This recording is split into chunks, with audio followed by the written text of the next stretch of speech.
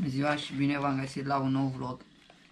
Astăzi o să vă prezint air fresh cu lumini pentru mașini. Uitați cum arată. Aceasta este cutia. Exact ca în cutie.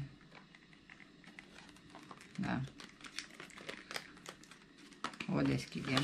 Hai să vedeți cum arată. Da, deci în cutie. Găsim așa. Acesta.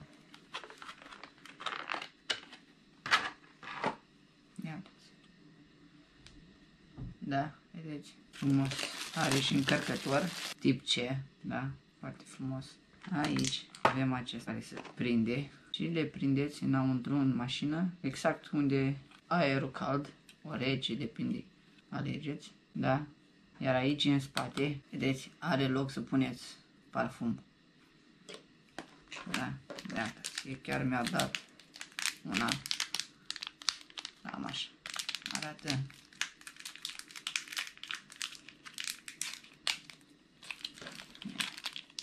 Să ca o pastilă albă. Ce frumos miroase, da? O punem aici frumos, la locul ei, o să-i punem capacul, vedeți? Aici, pe lateral, are un buton, da? Ia uitați.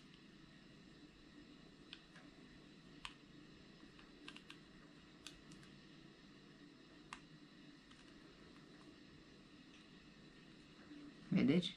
Iată ce frumos. Cum ar da în mașină.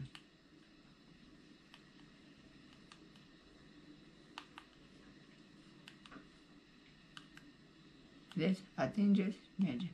Ea vine chiar și cu o aplicație pe telefon, care să vă conectați din Bluetooth și să le porniți când vreți. Da?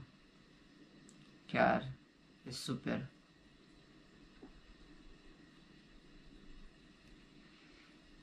Ce bine miroase. Da?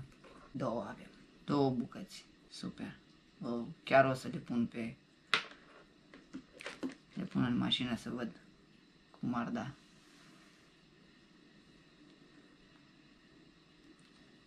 Super. Se revin cu un video. Până atunci o să vă las o zi bună și nu uitați să dați un subscribe.